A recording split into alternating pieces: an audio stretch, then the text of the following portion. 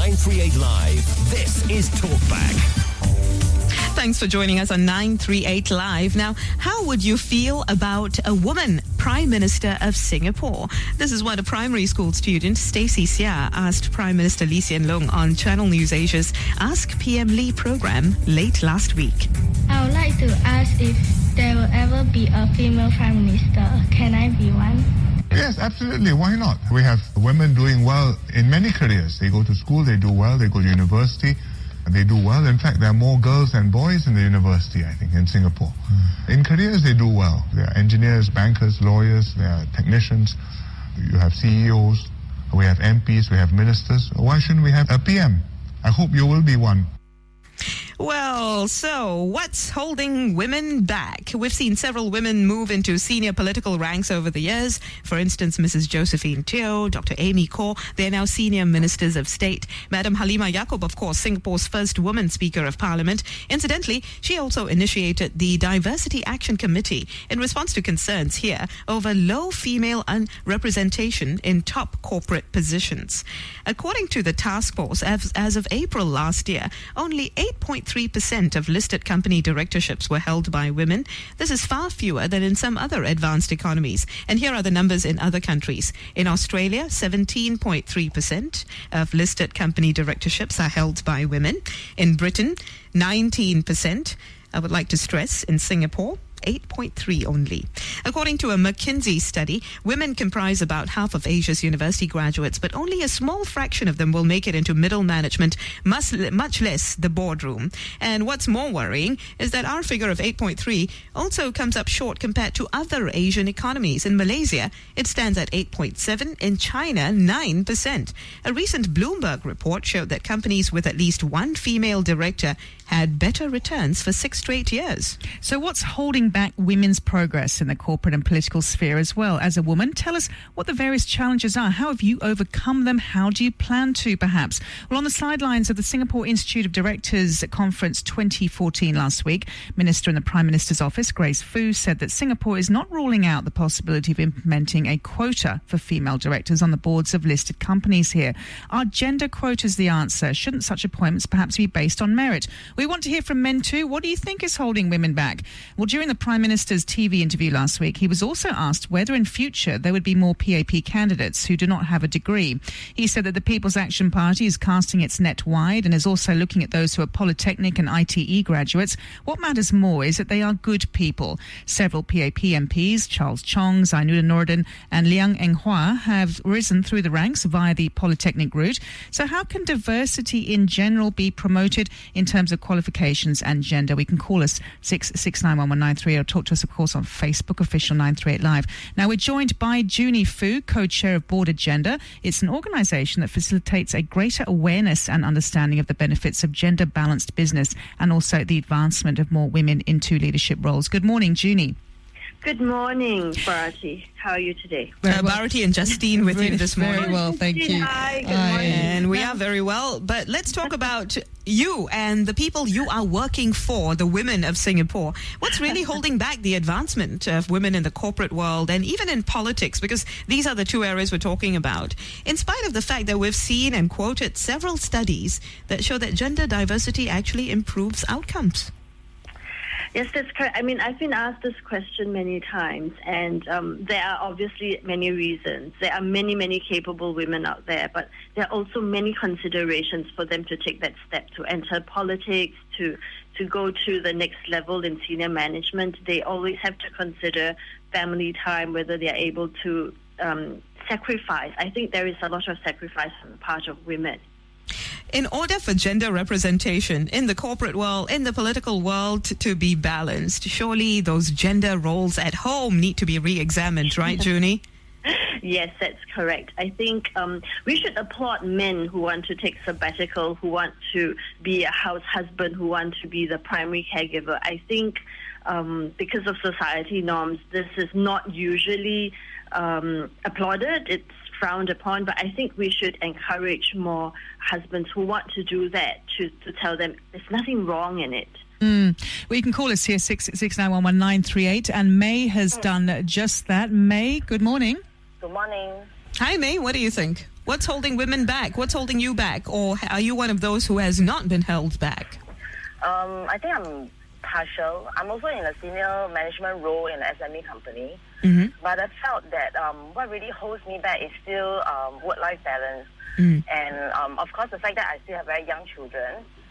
So even though I have good helpers and in-laws who can help me take care of the kids, but I realized at the end of the day, I do not want to sacrifice the precious moment that you spend with your children, you know, seeing them growing up. And, you know, the minute I spend more time in work, I can sense that I'm detached, and there are moments that I lost, you know, in seeing certain things that they do. Yes, their first steps, so on and so forth. Yeah, I hope you managed to catch their first steps, though. Yeah, I managed to do that. You know, sometimes I question myself that how does a woman balance when you have to play so many roles? You know, as a career woman, you have a responsibility, and in a house, you need to be a daughter-in-law, you need to be a wife and a mother. Don't you get more support from your spouse?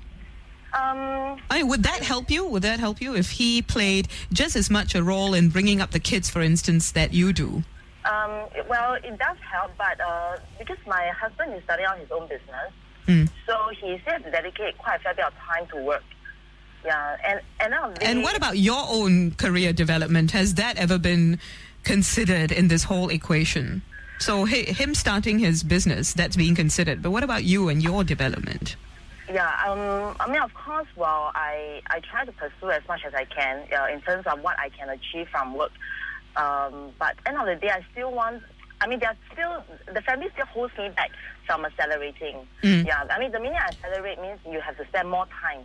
But is this a choice that you are willingly making? Well, you don't have much choice, actually, right? I mean, I share with my friends that, you know, while I wish to have more kids, I have two, but I didn't mean to have kids to be outsourced, to be looked after by other people. Yes, I know what you mean. Yeah, but what if your husband took on more of a role here? I mean, would you consider that outsourcing as well? Probably. He is your husband. He is their father, after all. It's not outsourcing, but being Chinese, I think you find that it is not. Just somehow the equation is wrong. You know, yeah. What equation is wrong? That you are playing a larger role at home, or that he will play? The mother still needs to play a bigger role. So that's how you feel. Yeah, that's how I feel. Okay. Thank you very much, May, for that. Well, these are entrenched standpoints, aren't they? These are entrenched perceptions that, the mom, you know, still has to play a larger role, and if something is wrong if the mother doesn't play a larger role. What do you have to say about this Junie May story here, which I believe is quite a common story, right? Yes, it is. I was thinking maybe further down the road. Yes, you can take a sabbatical, you can spend more time with the children, but I think organizations can also think of policies that will enable women to come back onto the main track. So well, what if women feel guilty? I mean, I would say that some women really do feel guilty about, leaving their family at home to go back to the workforce. When is a good time to go back? Will I be shortchanging my kids? If my husband were more supportive, even then they would question whether it's right for the husband to be taking on a greater role at home. I think at the end of the day, it is a personal choice. And what we want is to be able to have that choice. So it doesn't matter if you decide that you want to stay with your children and not get back to the main track. I think there's nothing wrong in that. So, women shouldn't go away thinking, oh dear, it's wrong for me to stay at home, or it's wrong for me to go back to work, to the workforce. Yes. But you have to listen to yourself and decide sincerely, not out of no choice, as May put it. Because May did sound a little despondent on, do I really have a choice? She seemed to indicate it's no choice, Choice is the important thing, but women need to also feel free to be able to exercise those choices. What are the external factors, perhaps, that might lead to women still being held back in the corporate and political world? Because so far we've talked about their internal motivations, perhaps the internal struggles they go through in making choices. What about externally? I think organizations as a whole as well, they have to be able to accept that, sometimes women have to take time off, and it's not necessarily that they are not capable because they have to take the time off. So, it's things like that. I think organizations as enablers, it's very important. If you look around, there are very good examples of organizations or institutions that have put in place a lot of human resource policies that enable women to succeed. How much of it is really the choices that women make versus what's happening externally to determine those choices or shape those choices? I have had real-life examples of women who have chosen the less competitive path, but they have really been appreciated by the company. So they do half days for 3 times a week, and they are doing well. They are in senior positions. So aside from work life and issues related to work life balance and roles at home and in the workplace, there have also been concerns that when it comes to board memberships, for instance, the all boys network kicks in and women just don't get a chance, even though there might be many out there who are well qualified to be on board. To what extent are women just being written off? Well, currently the nomination process is perhaps not as transparent as it can be, and the selection of potential directors is still very much through the tradition of the old boys network. It is natural for someone to want to work with people that they are already familiar with, so they have to really think out of the box, step out of their comfort zone, and look at other candidates that are equally capable. I understand that the Diversity Action Task Force has made some recommendations in that regard, and we'll be talking more about that when we continue on Talkback. So, will we ever have a woman prime minister? What's holding women back in the realm of politics and business? Joining us today is Junie Fu, co-chair of Board Agenda. It's an organization that facilitates a greater awareness and understanding of the benefits of gender-balanced business. Also promotes the advancement of more women into leadership roles. Now, Junie, let's talk for a moment about the Diversity Action Task Force in Singapore. Now, it says that it doesn't recommend legislation to mandate increased representation of women on boards, so no official quota type thing. Instead, it says it will step up pressure on firms and encourage them to voluntarily put more women on their boards. Now, they're being urged to formalize search and nomination processes for board positions instead of relying on that all boys network we talked about earlier. Also, the committee has called on the Singapore Exchange to highlight the need for more women directors in its rules. The government also leading by example to appoint more women to stat boards. To what extent will all of this work, though? How enforceable are these recommendations?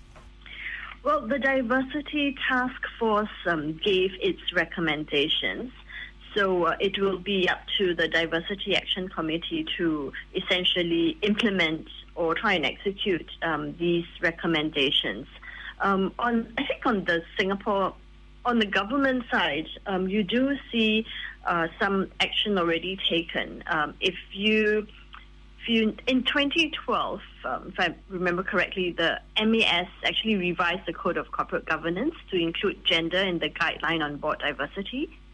So it sets up principles and guidelines, the board composition.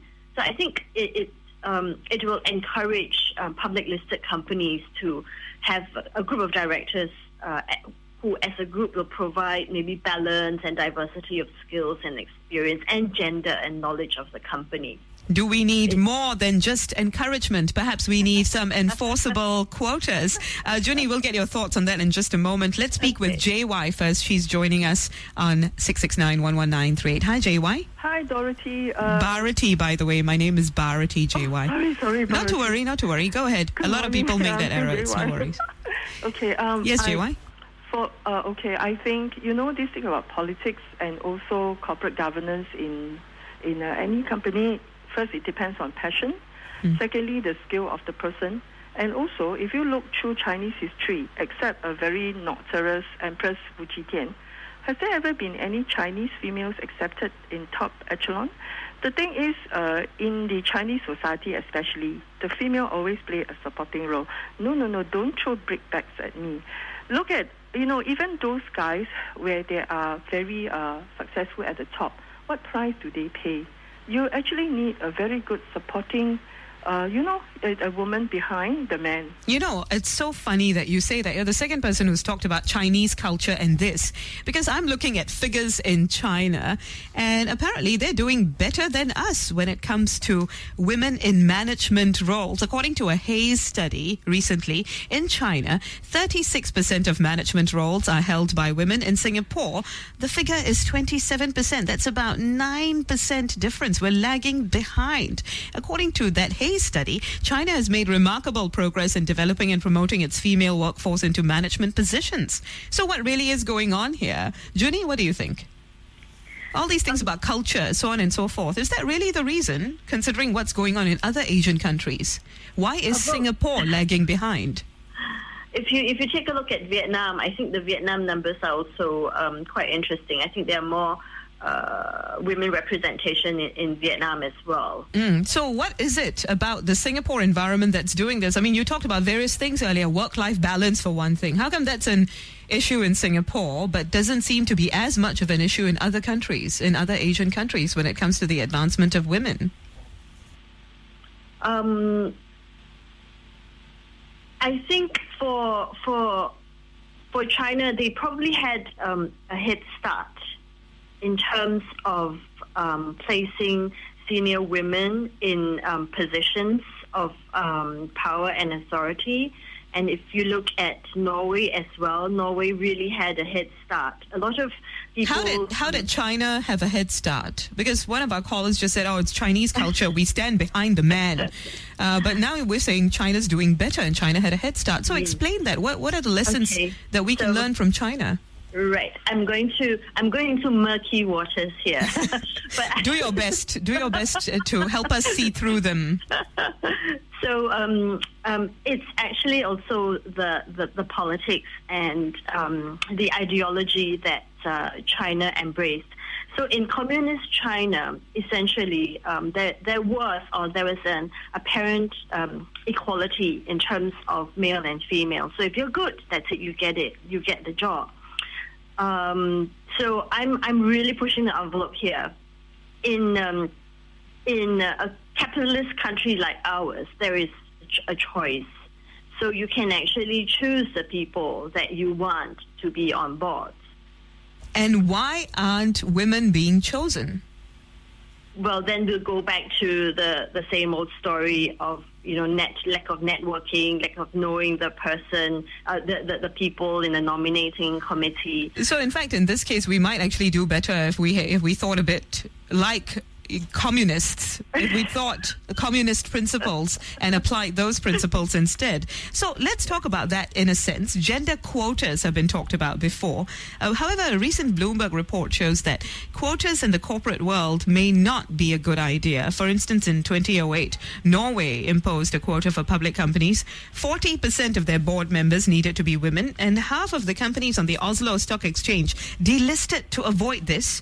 Those that stayed on the stock exchange met the quota, but they scrambled to find qualified candidates. Many had to release more senior male directors to bring on these younger, less experienced women. And the companies ended up borrowing more. They made questionable acquisitions. They reported lower results. So should quotas even really be considered? I think in the part of Norway, a lot of people do not know that as early as mid-1980s, the Norwegian Parliament passed the Act of Equal Opportunity, and it was for any public body, board or council with 4 or more members to have at least 40% of each gender represented. So it's not for women, it's for each gender to be represented. So it was gender diversity. Correct. So a lot of people think, it's 40% of women, but no, it's actually 40% of each gender to be represented. Okay, so you have, but that still would have led to companies feeling like they had to increase the number of women on their boards, for instance, right? Yes, but then they started as early as the 80s, and it took them so long to decide, yes, let's go and have a quota. But the quota didn't work at the end of the day. I mean, it did not work to better business results, for instance. In fact, in many cases, it worsened business results. Well, studies have shown that perhaps, some of the more genuinely qualified had to be passed on so that they can get younger women on board. But I don't think it's conclusive. Let's talk about the situation here. The Diversity Action Task Force, which we mentioned earlier, also says that women need to go for courses in strategy management and international development in order to be equipped with the skills to advance, to get on boards. Of course, their aim is to get 1,000 women trained by 2020 if they are to take up 20% of seats on publicly listed companies' boards. Now, this would also imply that women at this point are just not equipped with the skills for board positions. Is this really a lack of confidence, or do you think they're just not given the chance to hone their skills due to other factors? I think both, but more the fact that they haven't been given the chance to hone their the skill sets. And what needs to happen in order for them to be given the chance? Do you think these courses are the answer? Well, the courses would enlighten them. The courses will just whet their appetite to say, okay, this is what it entails. And, all right. Yes. Okay, so at least it's a start. Let's see what Albert has to say. Hi, Albert. Good morning. Morning to you. Yes, Albert. What do you have to say about this? In regards to the high percentage in China for women, one has to look at that most of these companies that they are in management in are the women themselves are relatives or of the stakeholder or the shareholders, or they themselves are the shareholders. Mm. That's still a family-run thing in China, very close to it. Okay, so you're saying that perhaps that is the only way that women would be given a chance, perhaps? No. I'm not saying that. I'm just saying in regards to China, where the high percentage is being... That would explain the high percentage. Okay, thank you very much, Albert, for that. What do you think, Junie? Moving forward, what is the deal here? What do you think needs to be done in order to ensure that women really do get a chance to advance in the political and corporate spheres, considering all the things that we have discussed today? Well, the cultural change side, you see, a lot of people think that quotas will just address the effects and not the causes of gender inequality on the boards. So I think a lot needs to be done culturally, structurally. Companies should be encouraged to build a leadership pipeline for senior women, obviously. And I think each company should have an aspirational target for women numbers by a stated time with a targeted percentage. But they have to see the point of it, don't they? Yes. And according to McKinsey research, when the lack of female leadership is mentioned to executives in Asia, many don't even seem to consider it a high priority issue. In fact, 70% of respondents said that developing female leadership talent is not a strategic priority for them. So this is where Board Agenda has been trying to create this awareness for the past 3 to 4 years. That really it is a business imperative, and it's really about talent management. We need to harness the talent, both male and female. In politics, very quickly, what do you think needs to be done to increase female representation?